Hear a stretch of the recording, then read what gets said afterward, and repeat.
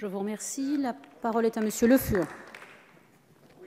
Merci Madame la Présidente. Monsieur le Ministre, quelques mots sur ces fameux articles 11.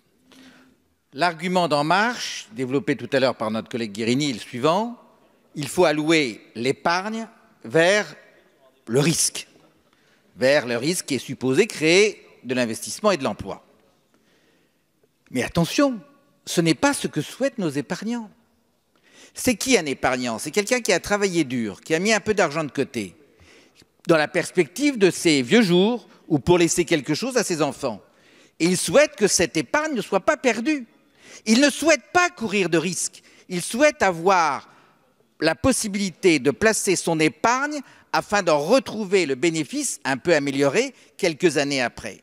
En faisant courir un risque aux épargnants, vous risquez de les inciter à aller vers des placements redoutables. Et ce sera vous, c'est à vous qu'ils s'adresseront demain quand ils seront confrontés à de tels échecs. Une fois de plus, vous faites une erreur sur notre pays.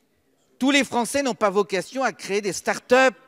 Il y aura beaucoup de salariés qui ne créeront pas de start-up. Il faut aussi penser à eux. C'est très bien qu'il y ait une catégorie de Français qui prennent des risques, mais sachons aussi respecter ceux pour lesquels l'épargne constitue le fruit de leur travail et qui doivent la retrouver au terme de leur existence. Et puis dans cette affaire, il y a des perdants. Il y a un perdant, c'est le placement foncier, immobilier, puisqu'il ne figure pas dans l'article 11. Donc il continuera à être imposé au taux marginal. Ce sera la seule épargne imposée au taux marginal. C'est-à-dire qu'une fois de plus, vous tapez sur l'immobilier, sur ce que vous appelez la rente, alors qu'on en a besoin de ce secteur. Il est créateur de milliers, de millions d'emplois.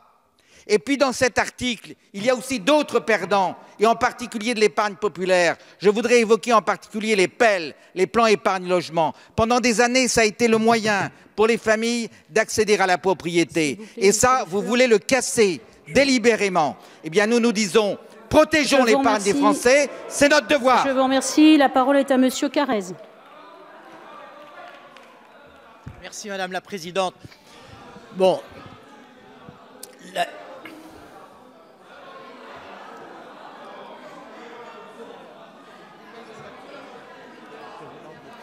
Bon, Monsieur Carrez, il est content. Ils disent que c'est un par groupe. Non. Ben non. Sur les inscrits sur l'article, il n'y a pas de règle de 1 par groupe.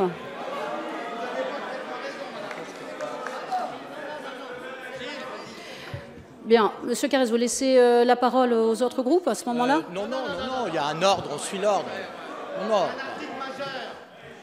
Non. Allez, suivons le règlement, Madame la Présidente. Le règlement, c'est tous ceux qui ne s'inscrivent pas. Voilà. Non, on l'a pas dit, on a dit l'inverse.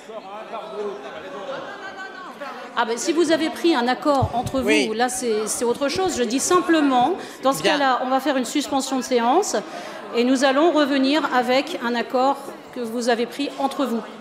Je vous remercie. Je suspends pendant 5 minutes.